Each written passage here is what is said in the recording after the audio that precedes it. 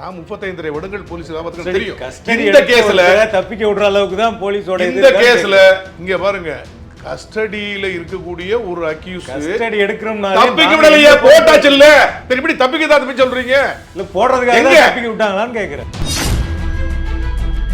Periyar Maniamma Institute of Science and Technology, Tanjavur, B.Tech, Biotechnology with specialization in computer science and biology. பின்னாடி இருந்து இயக்குனர் யார்? இல்ல அவரை மறைக்கிறதுக்காக நான் பேசுறேன், நீங்க கேள்வி மட்டும் கேட்டுட்டு இருக்கீங்களா? எப்படி அவர் ரவுடியை வளர்த்து விட்டது யார்?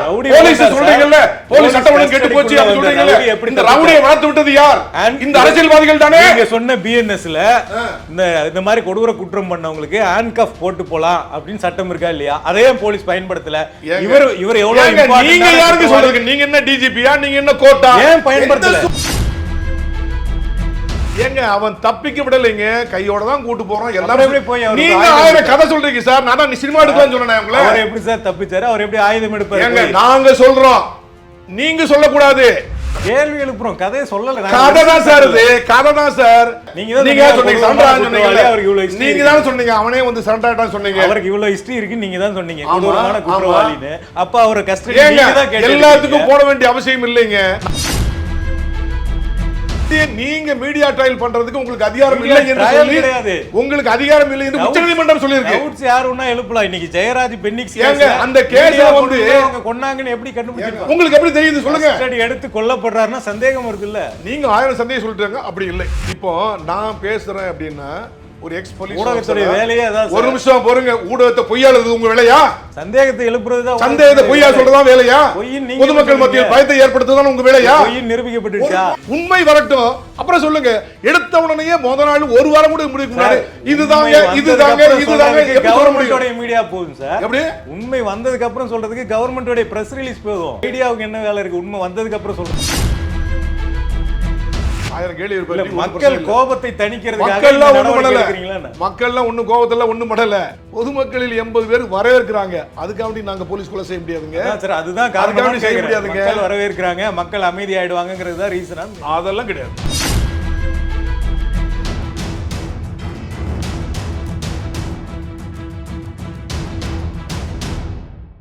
மின்னம்பலம் நேயர்களுக்கு வணக்கம். இந்த விவாதத்தில் நம்மோடு இணைந்திருக்கிறார் ஓய்வு பெற்ற காவல்துறை அதிகாரி திரு சித்தண்ணன் அவர்கள். வணக்கம் சார். வணக்கம் சார். இப்போ ஆம்ஸ்ட்ராங் கொலை வழக்கு இது வந்து தமிழ்நாட்டையே ஒரு பெரிய அதிர்ச்சிக்குள்ளாக்கி இருக்கு. பகுஜன் சமாஜ் கட்சியுடைய தமிழ்நாடு மாநில தலைவர் இந்த கொலை வழக்கில் சரணடைந்ததில் திருவேங்கடம் அப்படிங்கிற ஒரு என்கவுண்டரில் கொல்லப்பட்டிருக்காரு. எதனால் இவ்வளோ வேகம் காட்டுது போலீஸ் அப்படிங்கிற ஒரு கேள்வி எழுந்திருக்குல்ல சார்? எடுத்த உடனே நீங்கள் சொன்னீங்க தமிழ்நாட்டையே மிகப்பெரிய அதிர்ச்சிக்கு உள்ளாகி இருக்கிறது அப்படின்னாங்க. இதில் என்ன மோட்டிவ் நீங்கள் நினைக்கிறீங்க? நீங்கள் அவர் ஆம்ஸ்ட்ராங் கொல்லப்பட்டவர் யார்? இப்போது வந்து அவர் வந்து நிறைய நல்ல விஷயங்கள் செய்கின்றார். நிறைய பேரை வழக்கறிஞர்களுக்கு அவரே படிக்க வைக்கிறாரு, ஹாஸ்டலில் எடுத்து தங்க வைக்கிறாரு, சாப்பாடு போடுறாரு, அந்த சமூகத்தை சார்ந்தவர்களுக்கு நிறைய உதவி பண்ணுகிறார் அப்படின்ட்டு. அவர் முன்னாடி பார்த்தீங்கன்னா ஒரு 7 கேஸ் துணிச்சலாக அவருக்கு எகென்ஸ்டாக துணிச்சலாக அவர் மேலே வழக்கு கொடுத்தவர்கள் 7 பேர். 7 கேஸும் அக்யூட்ல ஆகி போச்சு. ஏன் நினைக்கிறீங்க? யாரும் சாட்சி சொல்ல முன் வரல. அவ்வளோ ஒரு பயங்கரம். அவர் மேலே ஹிஸ்ட்ரி ஷீட்டு கூட இருந்தது.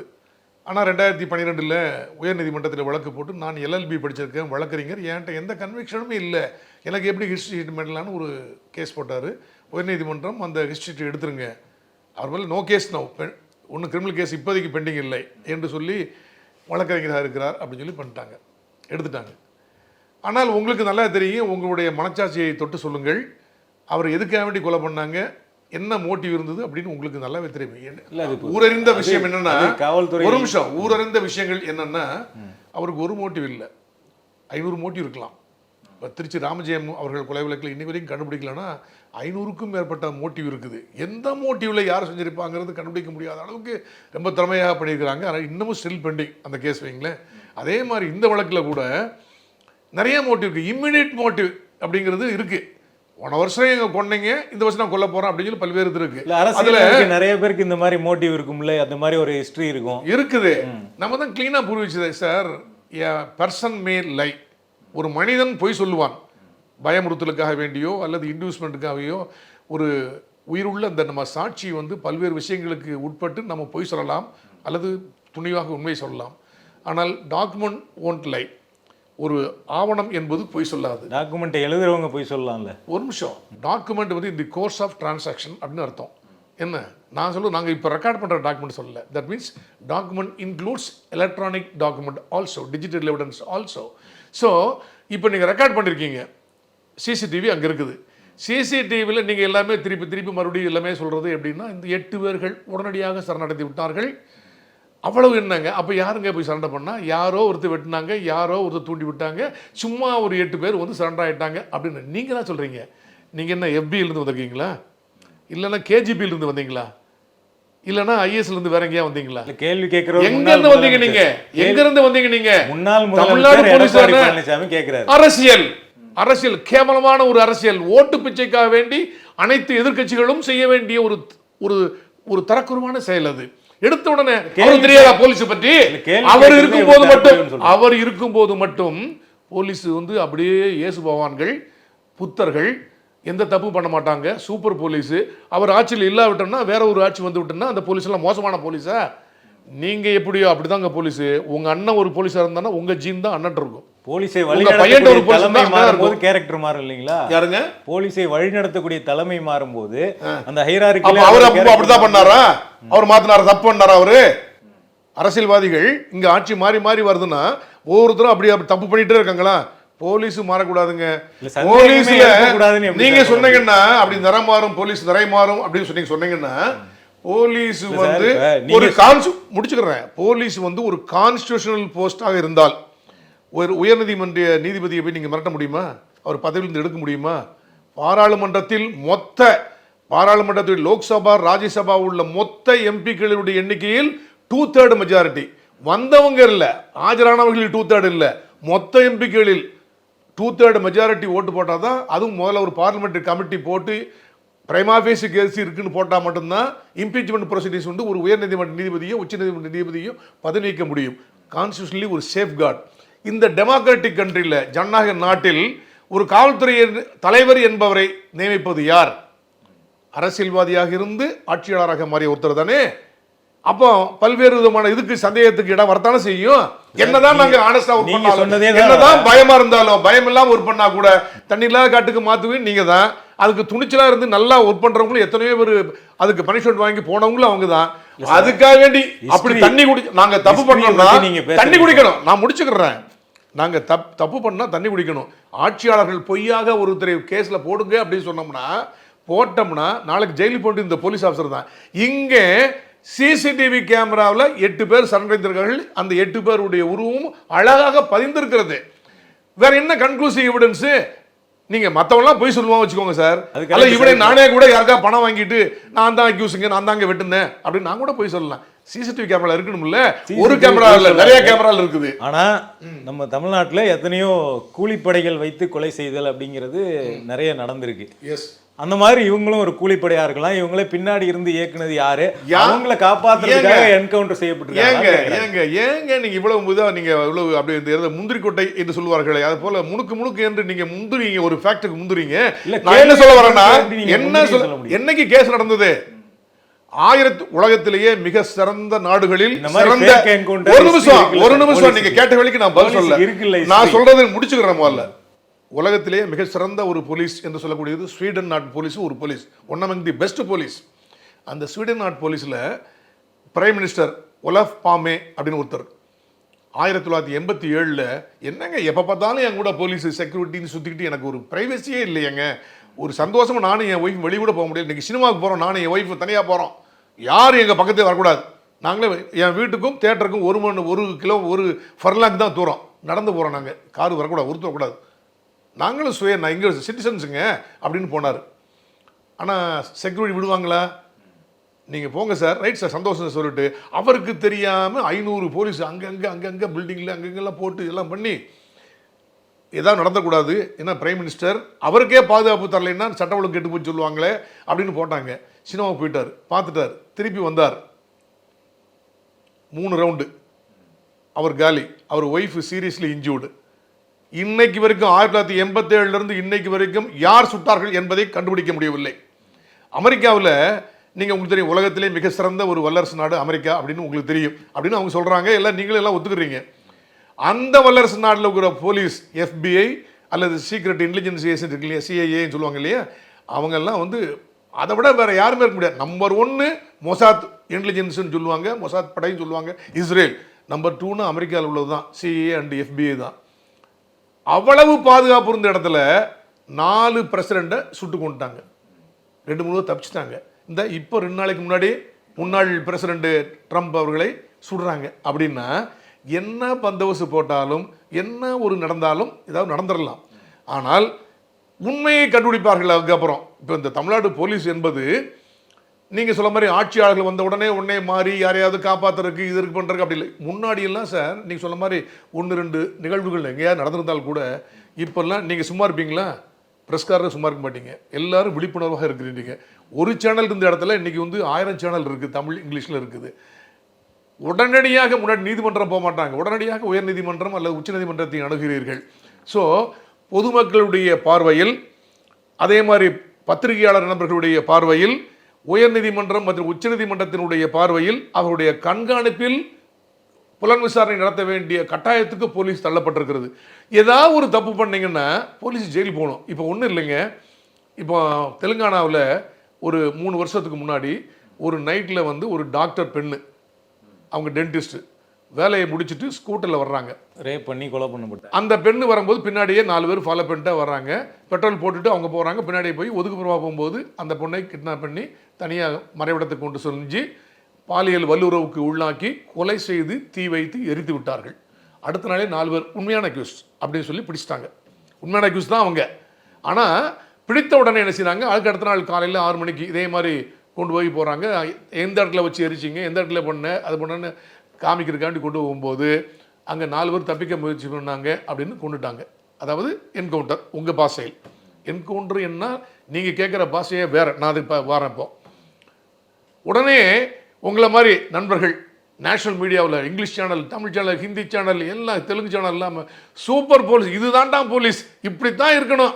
ஒரு பெண்ணைக்கு பாதுகாப்பு இல்லை தலைநகரத்தில் ஹைதராபாத்தில், இப்படி ஒரு கொலை செய்து ரேப் பண்ணி கொலை செய்து எரிச்சிட்டாங்கன்னா என்ன மனிதாபம் நடக்கிறது, சூப்பர் போலீஸ் அப்படின்னு சொல்லி 5000 பேர் பெண்களும் ஆண்களும் திரண்டு மக்களே வந்து பூ தூவுனாங்க, பூச்செண்டு கொடுத்தாங்க. பெண்கள் வந்து இவர் வேண்டாங்கன்னா கூட வாயை திறந்து எல்லா போலீஸ் ஆஃபீஸர்ஸுக்கும் கான்ஸ்டபிளுக்கும் சாக்லேட் கொடுத்தாங்க, அல்வா கொடுத்தாங்க. அப்படி அண்ணா சூப்பர்னா என்று பாராட்டாங்க. நாடே பாராட்டியது. அப்போவே அதை நினச்சேன். அதை நான் பார்த்த உடனே அப்சர்வ் பண்ண உடனேயே தப்பு நடந்திருக்கிறது, ஒம்பல மாட்ட போகிறாங்க இவங்க அப்படின்னு நான் நினச்சேன். கரெக்டாக 6 மாதம் கழித்து உச்சநீதிமன்றத்தில் வழக்கு தொடுக்கப்பட்டது. ஒரு ஓய்வு பெற்ற நீதிபதியின் தலைமையின் கீழ் ஒரு கமிட்டி அமைச்சாங்க. ஃபுல்லாக ஃபேக்ட்ஸ் அண்ட் ஃபிகர்ஸை பார்த்துட்டு it is a cold blooded murder அப்படின்னு கொடுத்தாங்க. எஃப்ஐஆர் போட்டு அரெஸ்ட் பண்ணி 8 பேர் ஜெயில் இருக்காங்க, இன்னைக்கு வரைக்கும் வரல. ஆக ஆட்சியாளருடைய ஒரு பேச்சை கேட்டு தப்பான அக்யூஸை போட்டால் செஞ்சாங்க அப்படின்னா இல்லை. இதில் சரியாக தான் விசாரித்துக்காங்க, சரியாகத்தான் கோணத்தில் தான் விசாரணை சென்று விட்டுருக்கிறது. அந்த 8 பேர் என்பது உண்மையான அக்யூஸ், நீங்கள் நம்பவே மாட்டேங்கிறீங்கன்னு சொல்லி தான் அந்த இப்போ நீ கூட பேப்பரில் பார்த்துருப்பீங்க. அது எப்படிங்க, ஒரு சிசிடிவி ரெக்கார்டு இருந்ததுன்னா அந்த ரெக்கார்டை வந்து கோர்ட்டு தானே ஒப்படைக்கணும், நீங்கள் எப்படி பொது வழியில் விட்டீர்கள், அதுவே தப்பாச்சே அப்படின்னு சொல்லி சில நீதியரசர்கள், ஓய்வு பெற்ற நீதியரசர்கள் அல்லது வழக்கறிஞர்கள்லாம் அதை பற்றி பேசினாங்க, அப்ஜெக்ட் பண்ணாங்க, போலீஸ் பண்ணது தப்பு அப்படின்னு சொன்னாங்கன்னு. சரி, போலீஸ் வந்து நல்லவனாக இருந்தால் மட்டும் போதாது, நல்லவனாக இருப்பதாக சொல்லி வெளியவே தெரியணும் இல்லையா? அப்போ இதில் உண்மையான கைதிகளை தான் நாங்கள் பிடிச்சிருக்கோங்க இல்லைங்க. நாங்கள் நீங்கள் எல்லாரும் சரண்டர் பண்ணி நீங்கள் சொல்லிட்டு இருக்கீங்க. எல்லாருமே சரண்டர் பண்ணும்போது நீங்கள் பார்த்தீங்களா? நீங்கள் தான் சரண்டர் பண்ணும்போது யாராவது கொண்டு வந்து பண்ணீங்களா? நான் தான் சரண்டர் பண்ணேன்னு சொல்லி இது வரைக்கும் யாராவது ஒரு நபர், ஒரு வக்கீல் நபர் நான் தாங்க போலீஸ் முன்னாடி எல்லாத்தையும் சரண்டர் பண்ணேன் அப்படி சொன்னாங்களா? இல்லை. Police as per police record, முன்னாள் போலீஸ் கமிஷனர் ரத்தோர் அவர்கள் இங்கும்போது முதல்ல ஒரு பேட்டி கொடுத்தார். அந்த அக்யூஸ் 8 பேர் நாங்கள் தான் கைது செய்தோம், சரண்டர்லாம் இல்லைன்னு சொன்னார். நான் இன்வெஸ்டிகேட்டிங் ஆஃபீஸர் இல்லை, நான் ரிட்டையர்டு போலீஸ் ஆஃபீஸர். அவர் சொன்னார். இல்லை எங்கே வச்சு கைது பண்ணுன்னு சொன்னாரா? யாரு? எந்த இடத்துல எங்க சரண்டர் ஆன உங்ககிட்ட சொன்னாங்களா யாராவது? அப்ப நீங்களே வந்து இன்வெஸ்டிகேட்டிவ் ஜேர்னலிஸ்ட் என்று சொல்லி உங்க மனசுக்கு வந்த உங்க கற்பனைக்கு விரிந்த அளவுக்கு நீங்க பல்வேறு காரணங்களை அதுக்கு நீங்க காரணங்களுக்கு இட்டு சென்றால் அதை எப்படி ஒத்துக்க முடியும்? காவல்துறை நீங்க வந்து உங்களுக்கு இங்க உச்சநீதிமன்றம் சொல்லி இருக்கிறது, பிரஸ்ல வந்து மீடியா ட்ரையல் நீங்க நடத்தக்கூடாது. இவர் தான் உண்மையான அக்யூஸ், இவர் தான் பொய்யான அக்யூஸ், இவர் சாட்சி சொல்லுகின்றார், இவர் பண்றார் என்று சொல்லக்கூடாது. போலீஸ் தாங்க போய் நீதிமன்றத்தை நிறுத்த வேண்டும். போலீஸ்க்கு தண்டனை கொடுக்கிற அதிகாரம் இருக்கா? கரெக்ட், நல்லா சொன்னீங்க. போலீஸ் வந்து விசாரணை பண்ணி சரியான கேள்வி, இது பொதுமக்களுக்கு தெரிய வேண்டும், உங்களுக்கு பிரஸ்காரங்களுக்கு நிறைய பேருக்கு இது தெரியாதுல, புரியல, அதனால தான் இந்த மாதிரி கேள்விகளை நிறைய பேர் கேட்குறீங்க. அதாவது போலீஸ் ஒரு குற்றம் நடந்தால் சரியான முறையில் புலன் விசாரணை செய்து அக்யூஸ்டை அரெஸ்ட் பண்ணி அவருக்கு எகென்ஸ்டாக உள்ள எவிடன்ஸ் எல்லாம் போதுமான அளவில் இருந்ததுன்னா நீதிமன்றத்தில் ஒரு ஃபைனல் ரிப்போர்ட் தாக்கல் செய்து நீதிமன்றம் தான் தண்டனை வழங்க வேண்டும், போலீஸ் தண்டனை வழங்கவே கூடாது. இப்போ இந்த என்கவுண்டர் நீங்கள் சொல்கிறீங்க இல்லையா, அதுக்கு பேர் என்கவுண்டரே அல்ல, நீங்களா வச்சுக்கிட்ட ஒரு பேர், ஒரு மிஸ்நாமர், அது மிஸ்நாமர். அப்போ போலீஸுக்கு லத்தி எது கொடுத்துருக்காங்க, எதுக்கு சொல்லுங்க, சொறி இருக்கு, முது சொறி இருக்கா, துப்பாக்கி எடுத்து சொல்லிருக்காங்க, சும்மா அப்பப்போ எடுத்து கழுவி வச்சு சும்மா வச்சு போலீஸ் துப்பாக்கி இப்படி வச்சுட்டு இருந்தா அழகா இருக்குன்னு சொல்லியா, சொல்லுங்க எதுக்கு கொடுத்தாங்க? தற்காப்பு கொடுத்துருக்காங்க. தற்காப்பு மட்டும்தானா? நீங்க 1000 கொலை பண்ணுவீங்க, 1000 ரேப் பண்ணுவீங்க, எல்லாம் பண்ணுவீங்க, ஏதாவது ஒரு பெரிய சட்ட ஒழுங்கு பிரச்சனை ஊரே தீ வைப்பீங்க, அப்போ நாங்க சும்மா பார்த்துட்டு இருக்க முடியுமா? ஆக இப்போ உங்களுக்கு சொல்றேன், பிரஸ்காரர்களுக்கு சொல்றேன், இப்போ சொல்றேன், பொதுமக்களுக்கு சொல்றேன், போலீஸுக்கு லத்தி கொடுத்தது, துப்பாக்கி கொடுத்தது என்பது ஸ்மால் ஆர்ம்ஸ்னாலும் சரி, பிக் ஆர்ம்ஸ்னாலும் சரி, எது கொடுத்தது எல்லாம் என்னமே 8 விதமான சந்தர்ப்பங்களில் சட்டத்தால் அங்கீகரிக்கப்பட்டிருக்கிறது. இந்த சந்தர்ப்பத்தில் நீங்கள் உங்கள் பல பிரயோகத்தை செய்யலாம். ஆல்வேஸ் மினிமம் ஃபோர்ஸ், ரெஸ்ட்ரைன்ட், எவ்வளவு நீங்கள் ரெஸ்ட்ரைன் ஆகி கம்மியான பலப்பிரயோகம் செய்யலாமோ அந்த அளவு செய்து சட்ட ஒழுங்கை நிலைநாட்ட வேண்டும் 8 விதமான சந்தர்ப்பங்களில் அப்படின்னு எங்களுக்கு பவர் கொடுத்துருக்காங்க. அதுக்கு தான் எங்களுக்கு லைசன்ஸ்லாம் வேண்டியில்லை.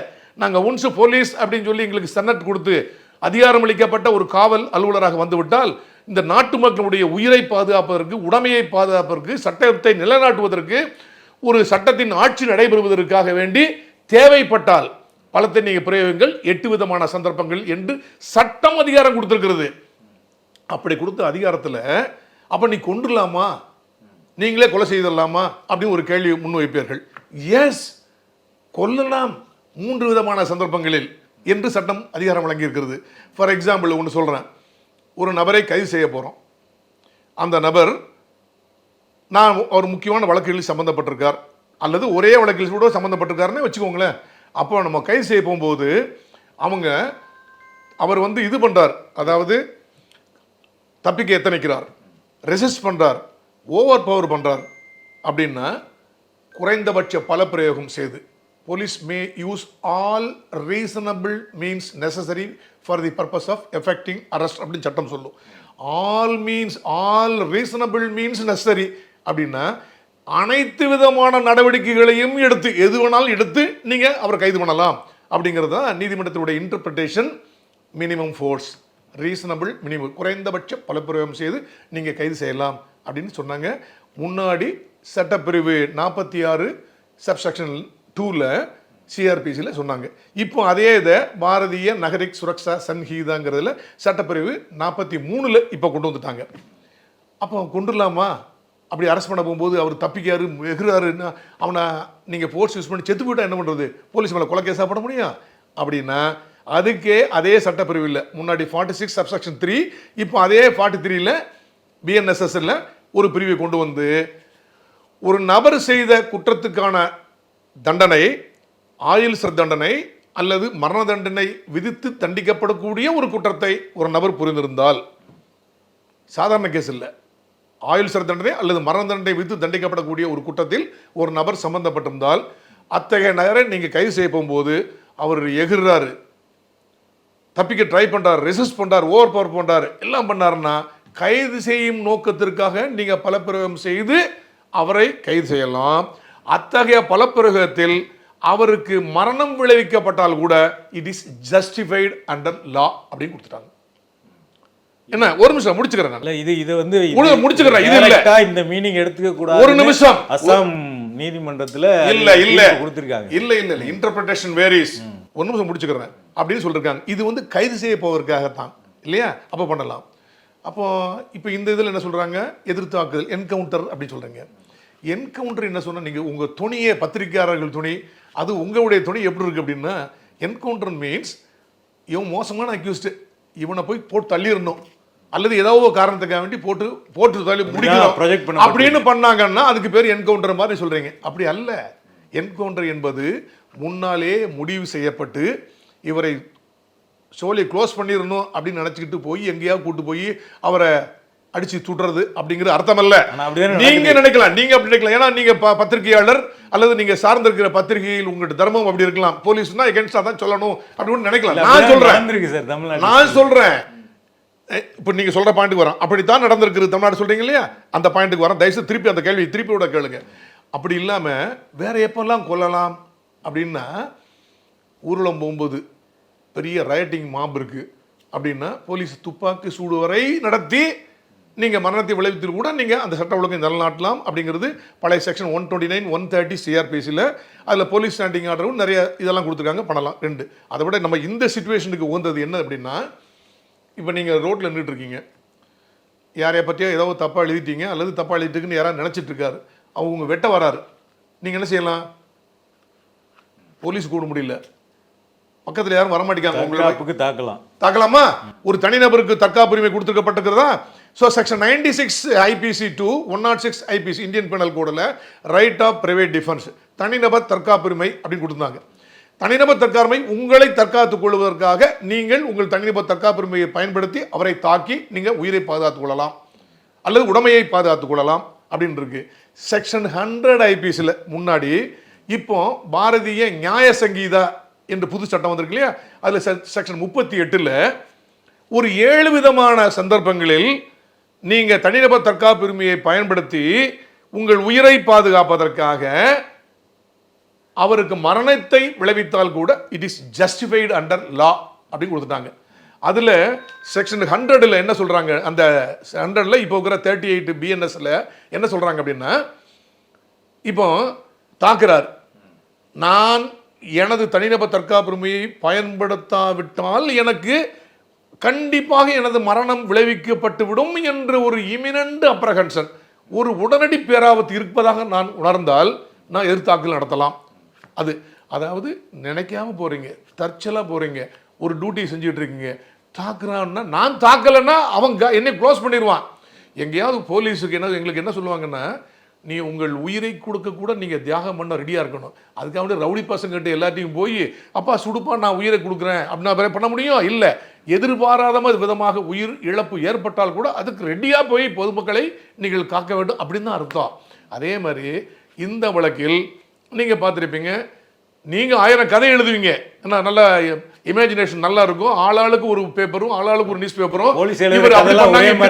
ஏன்னா போலீஸ்னாலே போலீஸ் சொல்ல வேண்டிய ஒரு பொய் சொல்லுவாங்க, போலீஸ்னால இப்படித்தான் சொல்லிட்டு நீங்க எப்படி இருக்கீங்களோ உங்க மனநிலை எப்படி இருக்கு போலீஸ் வரும். உத்தரப்பிரதேசல 800 என்கவுண்டர் நடந்திருக்கு, அதுல எல்லாத்துக்கும் போலீஸ் எழுதுற கதை ஒரே மாதிரி தானே இருக்கு. ஒரே நிமிஷம், அப்ப அதை தாக்கும் போது தானே தாக்க முடியும்.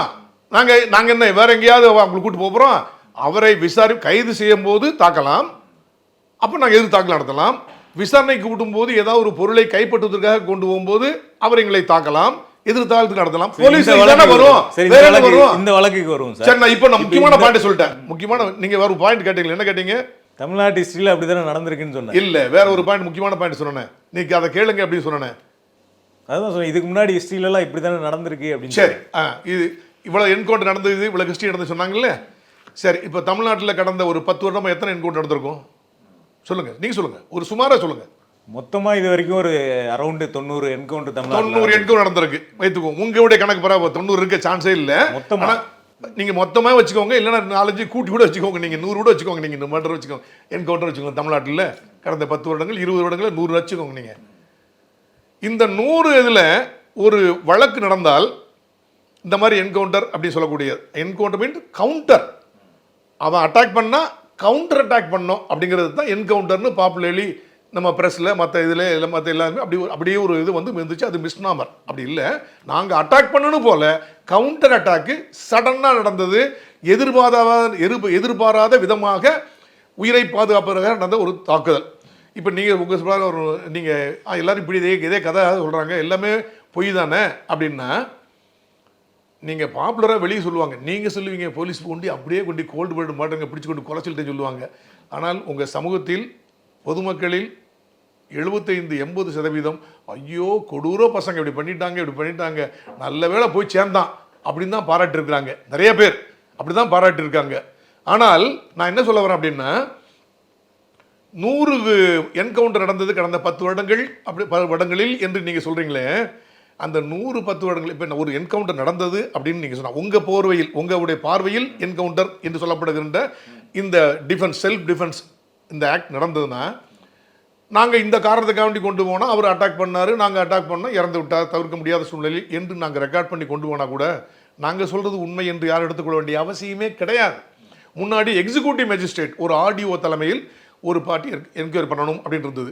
இப்போ 2009 சட்டத்தில் ஒரு மாற்றத்தை கொண்டு வந்து 176 1 CRPC பழையதில் இப்போ 196 3C இதில் மறுபடியும் அதே மாதிரி BNSSல பாரதிய நகர சுரக்ஷா சங்கீதாவில் 196ல் ஜூரிஸ்டிக்ஷனல் ஜுடிஷியல் மேஜிஸ்ட்ரேட் அந்த அதிகார எல்லை வரம்புக்கு உட்பட்ட நீதித்துறை குற்றவியல் நடுவர் அவர்கள் அவர் தான் வந்து விசாரிக்கணும், சீனை பார்க்கணும். போலீஸ் எஃப்ஐஆர் மட்டும் அனுப்பிடுவாங்க.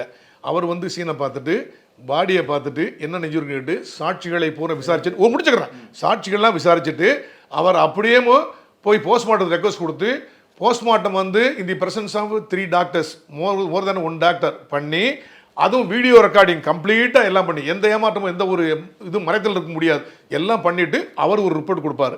அந்த ரிப்போர்ட்டில் போலீஸார் இப்படி அதிகபட்சமான பலப்பிரயோகத்தை செய்வதற்கான சூழ்நிலை இருந்தது, இவர்கள் பண்ணது சரிதான் சொன்னால் ட்ரா பண்ணிடுவாங்க.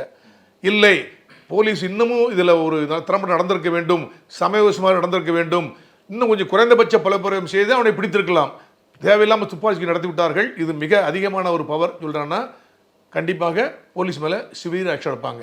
அப்படி இல்லை இவங்க அதைத்தான் நான் சொல்ல வரேன், ஒரு நிமிஷம் கேளுங்க, அதைத்தான் நான் சொல்ல வரேன், உங்க இந்த பாயிண்ட் தான் நான் வரேன். நீங்க போலீஸ் மோசம் என்று சொல்ல சித்தரிக்க வருகின்றீர்கள், அதைத்தான் நான் சொல்ல வரேன்.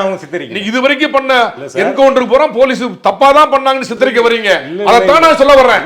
ஆனால் அப்படி மேஜிஸ்ட்ரேட் நான் முடிச்சுக்கிறேன் இது வரைக்கும் சொன்ன அத்தனை என்கவுண்டர்ல இப்படித்தானே சொல்றீங்க அப்படின்னா அப்ப பொய் சொல்லிருக்காங்கன்னா அர்த்தம் பொய் இருக்கு இல்லைங்களா? இல்ல நான் அதை தான் சொல்ல வரேன், அதுக்கு தான் உங்களுக்கு கவுண்டர் பாயிண்ட் சொல்ல வரேன். இப்படி இருந்தா அவர் மேஜிஸ்ட்ரேட் வந்து இல்லை இது அப்பட்டமான ஒரு கொலை மாதிரி நடந்திருக்கிறது, உண்மையில் நடக்கவில்லை சரகம் அப்படின்னு ரிப்போர்ட் கொடுத்தாங்கன்னா போலீஸ் மேலே கொலை வழக்கு கூட பதிவு செய்யலாம். ஆனால் நீங்கள் சொன்னீங்க இல்லையா இது வரைக்கும் ஒரு 10 வருஷத்துல ஒரு 100 நடந்தது சொன்னீங்க இல்லையா, இந்த ஜூரிஸ்டிக்ஷனல் ஜுடிஷியல் மேஜிஸ்ட்ரேட் என்கொயரியோட முடியறதில்லை, உடனடியாக என்ன செய்வாங்க, ஹைகோர்ட்டில் ரிட்டு போடுவாங்க. அநியாயம் நடந்துருச்சு, இது சிபிஐ என்கொயரிக்கு மாற்றணும், சிபிசிஐடிக்கு மாற்றணும், சிபிஐக்கு மாற்றணும், இது கொலை வழக்கு பதிவு செய்ய வேண்டும் என்று சொல்லி பல்வேறு விதம் பண்ணுவாங்க. அப்படியே ஹைகோர்ட்டுக்கு போவாங்க, சுப்ரீம் கோர்ட்டு போவாங்க. நீங்க இப்ப எனக்கு சொல்றீங்க, நீங்க சொல்றீங்க எல்லாரும் இதே கதை தானே சொல்றீங்க, அப்படி சொல்றீங்க, இதே சூழ்நிலை தானே வரும் போலீஸுக்கு, வேற என்ன சூழ்நிலை வரப்போகுது.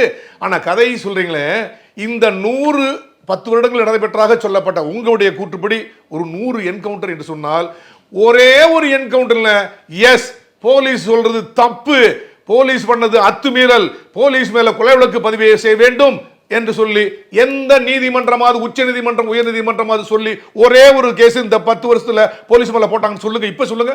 அப்ப உயர் நீதிமன்றம் சொல்லுது தப்பா, உச்ச நீதிமன்றம் சொல்லுது தப்பா, சொல்லுங்க. போலீஸுக்கு ஒரு நாங்க சொல்றது அவங்க கேக்குறாங்களா? போலீஸுக்கு ஒரு ஹிடன் இம்யூனிட்டி இருக்குங்கிறது தான் என்ன இம்யூனிட்டி சொல்லக்கூடிய நீங்க அதான் சொல்லுங்க. உங்களுடைய இந்த மாதிரியான குற்றங்கள் உங்களுடைய அருமையான கற்பனைக்கு அந்த வாழ்த்துக்கள். இந்த நிறைய சினிமாக்கு வசனம் எழுதலாங்க. இந்த வழக்குக்கு வாங்க சார், வாங்க. திருவேங்கடம் ஜுடிஷியல் கஸ்டடியில இருந்த ஒருத்தர், கரெக்ட், அவரை கோர்ட்ல போலீஸ் கஸ்டடி கேட்டு வாங்கிட்டு வரோம். போலீஸ் கஸ்டடி போலீஸ் கேக்குறாங்கன்னா நாங்க உங்களுடைய பாதுகாப்பு எங்க கஸ்டடியில எடுத்துக்கிறோம். அப்ப கொடுக்கும் போதே ஜட்ஜி வந்து இவருக்கு எந்த காயமும் ஏற்படுத்தக்கூடாது, இவர் உங்களுடைய பொறுப்புன்னு சொல்லி கொடுக்குறாரு. அப்ப பொறுப்புல நீங்க வந்து ஜுடிஷியல் கஸ்டடியில இருந்தவரை போலீஸ் கஸ்டடி எடுத்துருக்காங்க, இல்ல போலீஸ் கஸ்டடி எடுத்தவரான வார்த்தைகளை பயன்படுத்துறீங்க. கேளுங்க, இருங்க நான் சொல்றது சரி சொல்லுங்க. போலீஸ் கஸ்டடிக்கு வந்த ஒருத்தர் நீங்க கேள்வி நான் கரெக்ட்டா கேக்குறேன், நான் பதில் சொல்லும்போது நீங்க குறுக்கிட கூடாது. ஓகே சொல்லுங்க. போலீஸ் கஸ்டடி எடுத்த ஒருத்தர் தப்பிச்சு போறாரு அப்படின்னா அது யாருடைய பொறுப்பு? இப்போ நான் முடிச்சிட்டீங்களா கேள்விய? இப்போ நான் சொல்றேன், அவரை அக்யூஸ் அரெஸ்ட் பண்றோம், ரிமாண்ட் பண்றோம் இமீடியட்லி. போலீஸுக்கு 1000 பிரஷர் உங்களுக்கு தெரியாது இல்லை, பொதுமக்கள் ஒரு மாதிரி இருக்கு, பிரஸ் எல்லாம் ஒரு மாதிரி வாட்ச் பண்றாங்க, அவங்க அந்த சமூகத்தை சேர்ந்தவர்கள் வழக்கறிஞர்கள் ஒரு மாதிரி செய்யறாங்க, அரசியல் ரீதியாக பிரஷர், உச்சகட்ட பிரஷர். எதை பண்றது? ஏன்னா அதுக்கு ஃபாலோ அவுட்டா இந்த மர்டருடைய ஃபாலோ அவுட்டா வேற எங்கேயா சட்ட ஒழுங்கு பிரச்சனை வந்துடக்கூடாது அப்படிங்கிறது எல்லாம் பார்த்துட்டு இருக்காங்க இல்லையா. இப்போ ரிமாண்ட் பண்றாங்க, உடனடியாக எடுக்க முடியல, 3 days 4 days கழிச்சு போலீஸ் கஸ்டடி எடுக்கிறாங்க. போலீஸ் கஸ்டடியில் எடுக்கும்போது நீங்கள் விசாரணைக்காக இவர்களை நீங்கள் அடிக்கவே கூடாது அப்படின்னு சொல்கிறீங்களா, அந்த வார்த்தைக்கு அதை சொல்கிறேன். அதனுடைய அர்த்தமே வேற. நீங்கள் உங்கள் மனைவியை அடிப்பதை தற்போது நிறுத்திவிட்டீர்களா அப்படின்னு கேட்டால் என்ன சொல்ல முடியும்?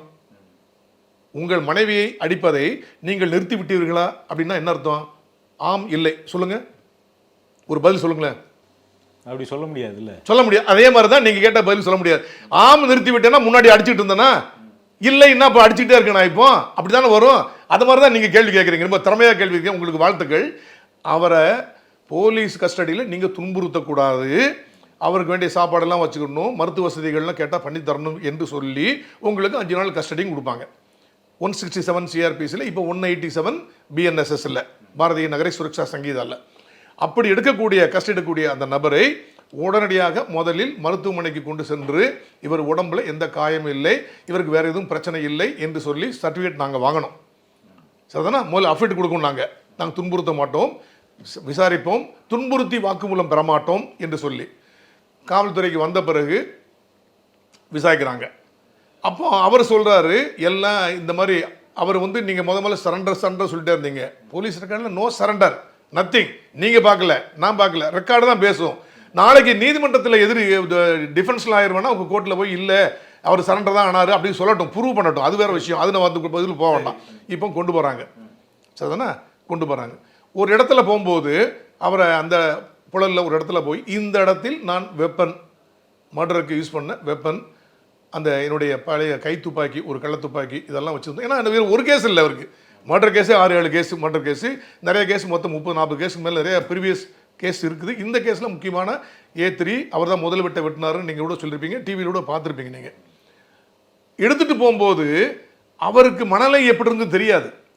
சரி, போலீஸ் கஸ்டடி கொடுக்கும்போது நீங்கள் போலீஸ் விட்ட கஸ்டடிக்கு நீங்கள் போறியா அப்படின்னு சொல்லுவாங்க. ஆனால் ஜெயிலில் உள்ளம்போது 1000 பேர் அப்படி போகமாட்டேன்னு சொன்னால் கூட ஒரு சிச்சுவேஷன் வாரண்ட்ஸ் அப்படின்னா மேஜிஸ்ட்ரேட் வந்து கஸ்டடி கொடுத்துருவார், அது ஒன்றும் பிரச்சனை கிடையாது. ஆனால் ஜெயிலுக்கு போன பிறகு நீங்கள் சொன்ன மாதிரி சரண்டரே இருந்தால் கூட, டேய் என்னடா இப்படி போய் சரண்டர் ஆகிட்ட, உனக்கு தூக்கு தண்டனை தான்டா உறுதி, என்ன நீ வாட்ட ஓடி போயிருக்கலாம்ல, எங்கேயா போயிருக்கலாம்ல, எவிடன்ஸ்லாம் எடுத்து தராமல் போயிருக்கலாம்ல, ஏதாவது பண்ணியிருக்கலாம்ல அப்படின்னு சொல்லி 1000 மூலச்செலவு பண்ணுவாங்க ஜெயிலில் மற்ற அக்யூஸ் எல்லாமே. நான் 35 வருடங்கள் போலீஸ் தெரியும். இந்த கேஸ்ல தப்பிக்க விடுற அளவுக்கு தான் போலீஸோட இந்த கேஸ்ல இங்க பாருங்க, கஸ்டடியில இருக்கக்கூடிய ஒரு அக்யூஸ் கஸ்டடி எடுக்கறோம்னா தப்பிக்க விடலையே, போட்டாச்சு இல்ல, எப்படி தப்பிக்க தப்பி சொல்றீங்க? இல்ல போடுறதுக்காக தப்பிக்க விட்டாங்களான்னு கேக்குறேன். எதுக்கு அவன் தப்பிக்க நினைச்சா நாங்க போட்டு தான் தரணுங்க, அதாங்க ஒரு சட்டம் எங்களுக்கு. அதுதாங்க போலீஸ் துப்பாக்கி கொடுத்துருக்கு, பவர் கொடுத்துருக்கு. அந்த துப்பாக்கியை மறைத்து வைக்கக்கூடிய துப்பாக்கி எடுத்து அவன் சுட்ட பிறகு நாங்க 2 பேரும் செத்த பிறகு சுட நினைக்கிறீங்களா? அரசியல் சொல்லல கேள்விகளுக்கு அது நீங்க சும்மா சொல்றீங்க, 1000 பொய் சொல்றீங்க நீங்க. அரசியல் என்ன பொய்? அரசியல் தலைவர்கள் கேட்கிற கேள்விக்கு நீங்க உள்நோக்கம் கற்பிக்கிறீங்க. இல்ல, உள்நோக்கம் தான். ஓட்டு பிச்சை தான். இந்த ரவுடியை வளர்த்தது யார்? எப்படி ஒரு ரவுடியை வளர்த்து விட்டது யார்? போலீஸ் சொல்றீங்கல்ல, போலீஸ் சட்டம் ஒழுங்கு கெட்டு போச்சு அப்படி சொல்றீங்கல்ல, இந்த ரவுடியை வளர்த்து விட்டது யார்? இந்த அரசியல்வாதிகள் தானே. நீங்க சொன்ன பிஎன்எஸ்ல இந்த மாதிரி கொடூர குற்றம் பண்ணவங்களுக்கு ஹேண்ட்கஃப் போட்டு போலாம் அப்படின்னு சட்டம் இருக்கா இல்லையா? அதே போலீஸ் பயன்படுத்தல. இவர் எவ்வளவு நீங்க யாருக்கு சொல்றீங்க? நீங்க என்ன டிஜிபியா, நீங்க என்ன கோட்டா? எந்த சூழ்நிலையில் பயன்படுத்த வேண்டும் என்பது எங்களுக்கு தான் கொடுத்திருக்கு, உங்களுக்கு கொடுக்கல. தப்பிக்க விட கேட்கணும்.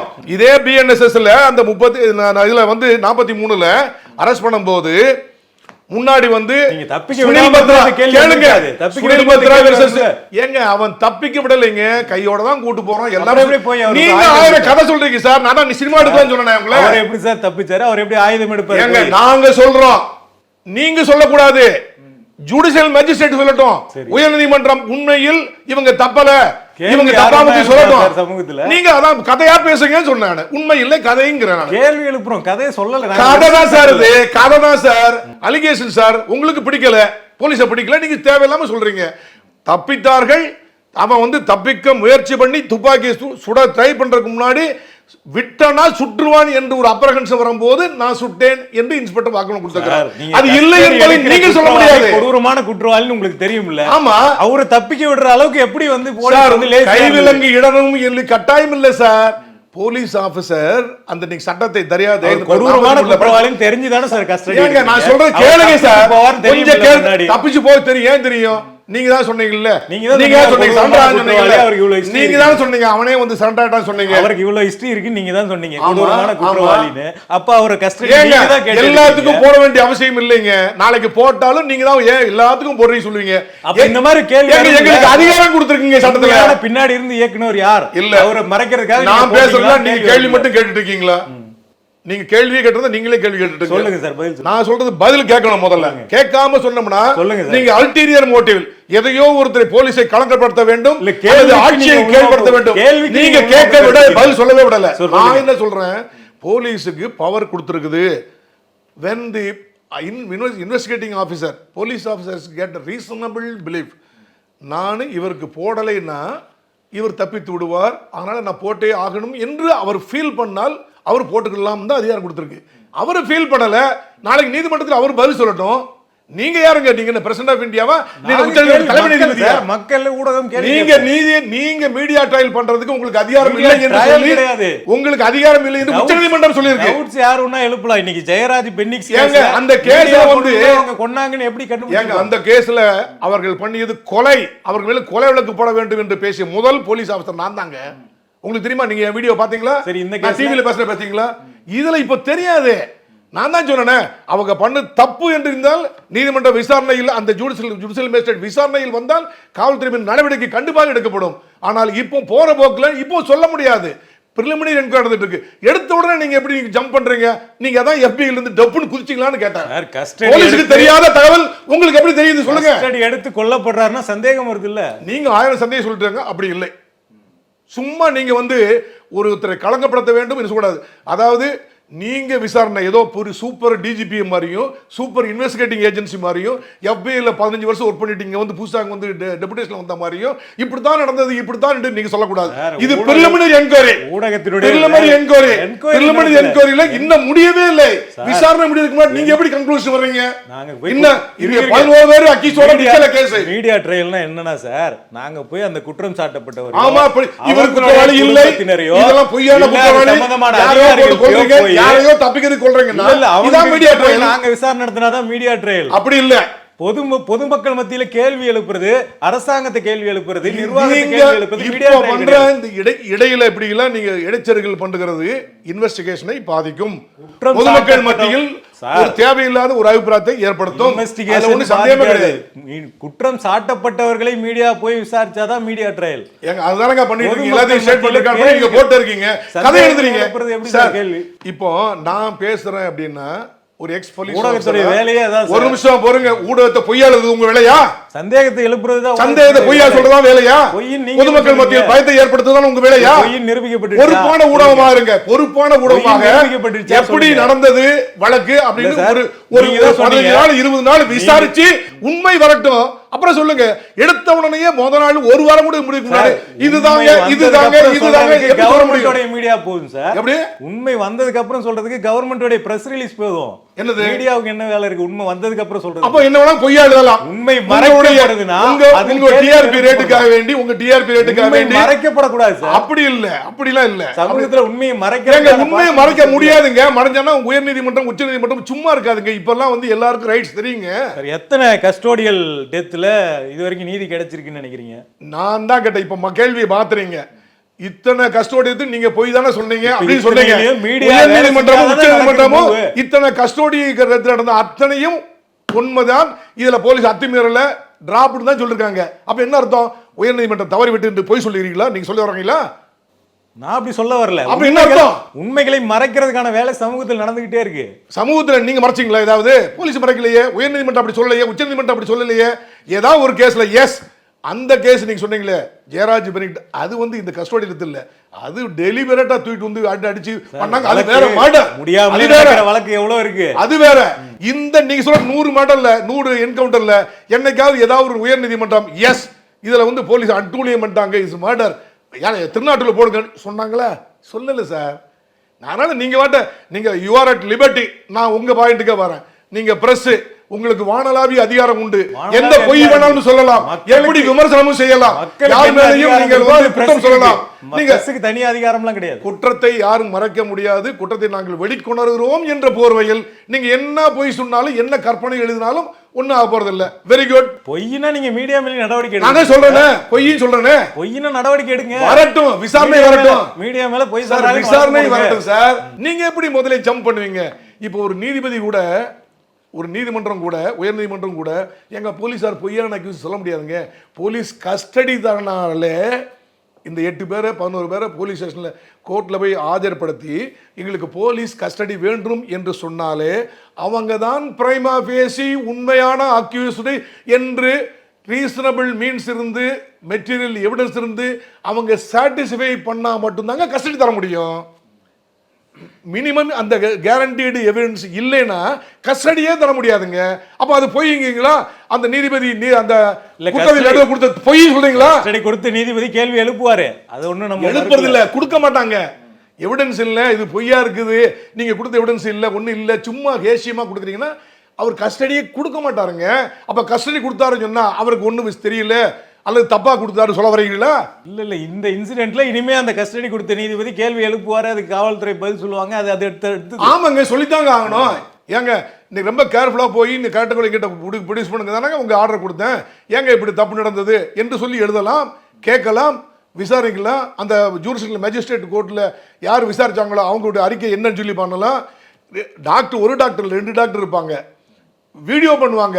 அது உயர்நீதிமன்றம் உச்சநீதிமன்ற பார்வைக்கு உட்பட்டது. அதனால தப்பிக்க முடியாது. பொய் சொல்லணும்னு வச்சா தப்பிக்க முடியாதுங்க, கண்டிப்பா தப்பிக்க முடியாது. அதனால போலீஸுக்கு கொடுக்கப்பட்ட அந்த பவரை பயன்படுத்தாம போலீஸ் டெய்லி 10 பேர் சாக சொல்றீங்களா? இல்ல, அதே மாரி போலீஸ் எடுத்துட்டானா நாங்க சாக ரெடி.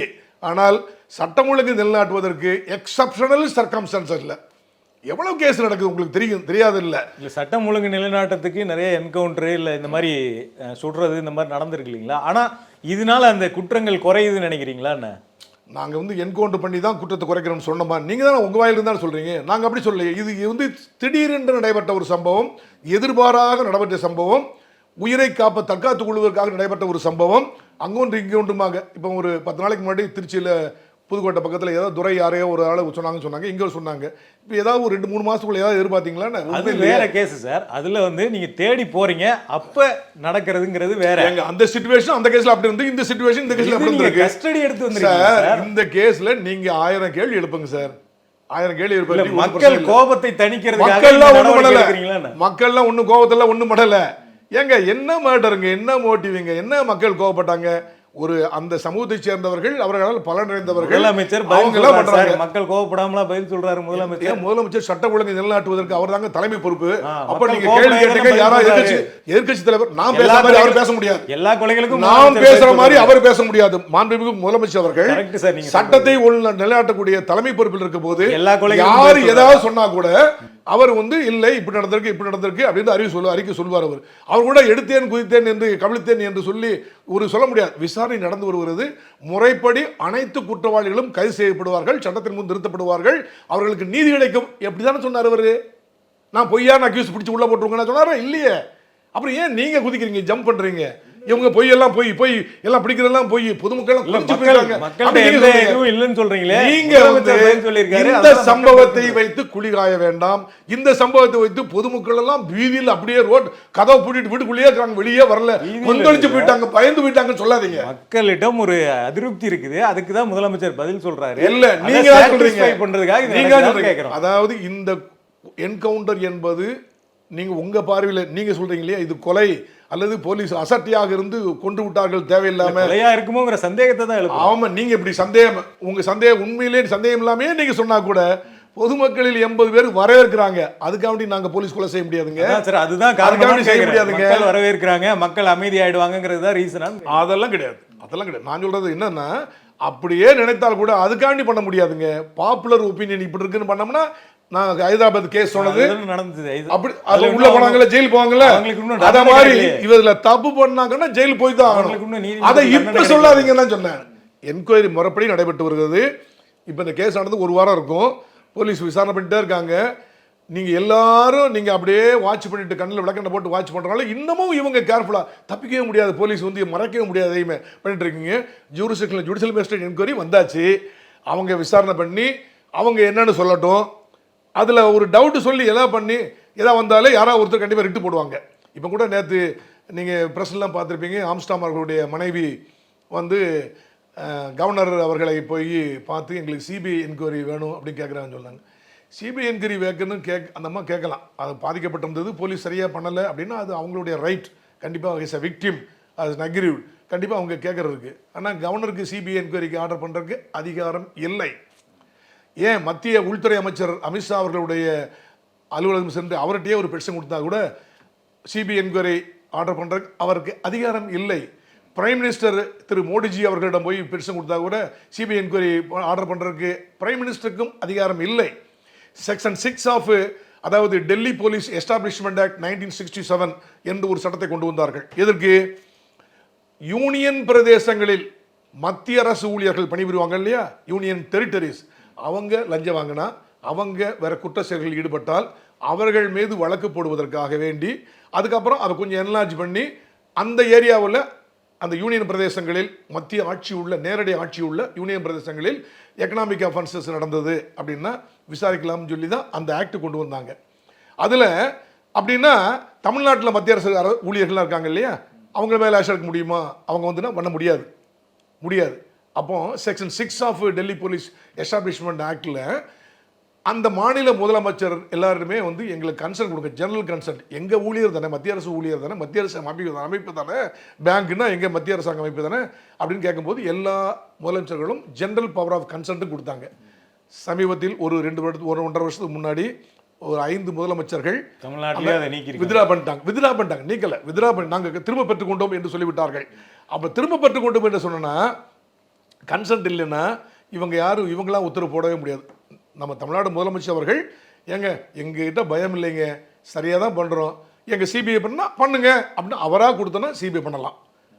அப்படி இல்லைன்னா உயர் நீதிமன்றமோ உச்ச நீதிமன்றமோ கான்ஸ்டியூஷனல் கோர்ட் அவங்க எஸ் இந்த வழக்கில் நாங்கள் பார்க்கும்போது அப்பேரண்டாக வெளிப்படையாகவே இவ்வளவு தப்பு நடக்கு, மிஸ்கரேஜ் ஆஃப் ஜஸ்டிஸ் இருக்கு, யாரையோ காப்பாற்ற போறீங்க அல்ல யாராவது பொய்யா சேர்க்குறீங்க என்பது வெளிப்படையாக தெரிகிறது என்று அந்த கான்ஸ்டியூஷனல் கோர்ட்டு உயர்நீதிமன்றம் அல்லது உச்சநீதிமன்றம் நினைத்தால் அவங்க வந்து சிபிஐக்கு நாங்கள் மாத்திரம் சொன்னோம்னா தமிழ்நாட்டுக்கு வேறு வழியில் மாற்றி தான் ஆகணும்.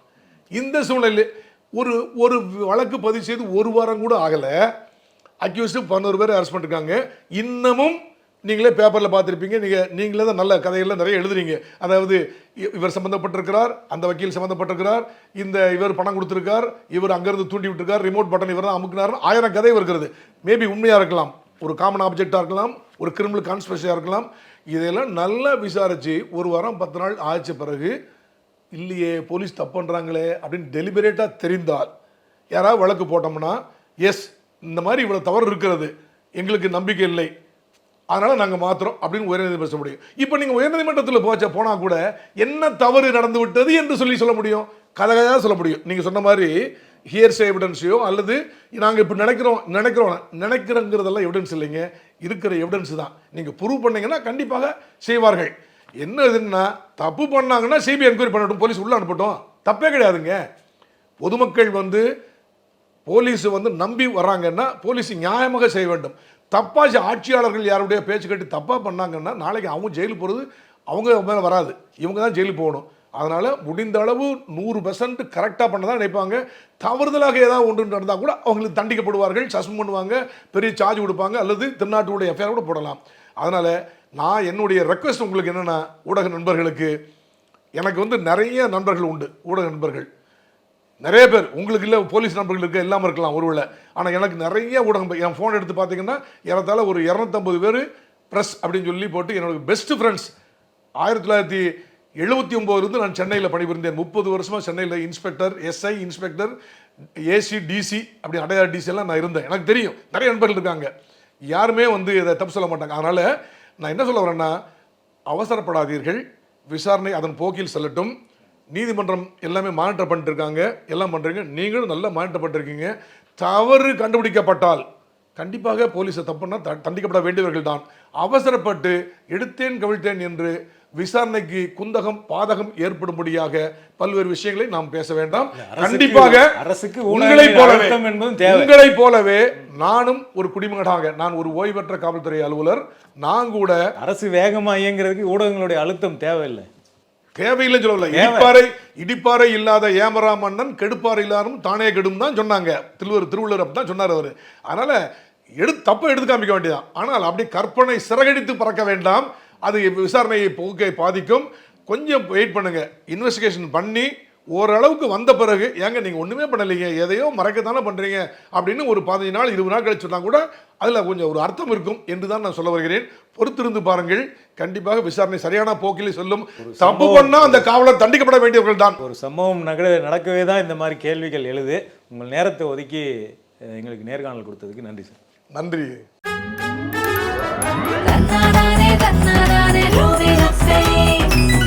Periyar Maniamma Institute of Science and Technology, Tanjavur, BTech, Biotechnology with specialization in computer science and biology.